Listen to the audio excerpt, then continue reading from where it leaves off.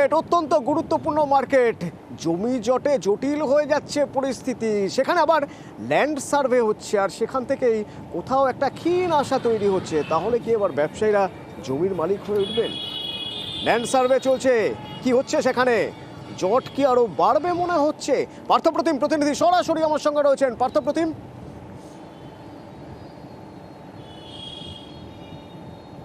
দেখো, তোমাকে জেনে রাখি, বিধান মার্কেটের সমস্যা কিন্তু নতুন নয়, 60 বছরের পুরনো সমস্যা।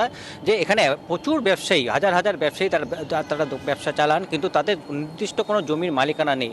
এই নিয়েই তারা দীর্ঘদিন ধরে আন্দোলন করে আসে, কখনো অবস্থান বিক্ষোভ, কখনো বা ব্যবসা বন্ধ, এমনকি গণস্বাক্ষর অভিযান পর্যন্ত তারা চালিয়ে আসছে।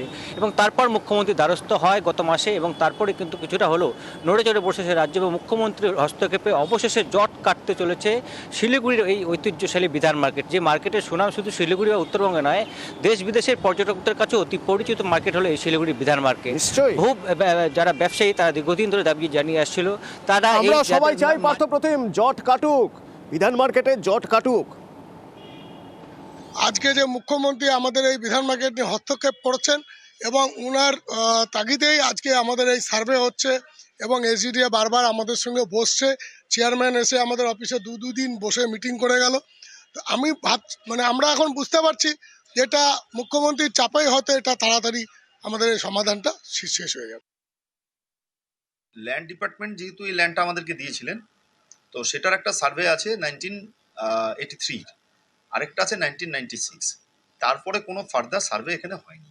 আমরা এসজেডিএ এবং ব্যবসায়ী সমিতি আমরা বসেছি যে কিভাবে আমরা সমস্যা বা বিভিন্ন যে আমাদের সমস্যাগুলো আছে সেটা কিভাবে ফেস করি। আমরা মিটিংটা শুরু করে দিলাম।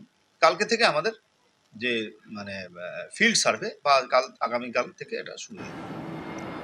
মালদার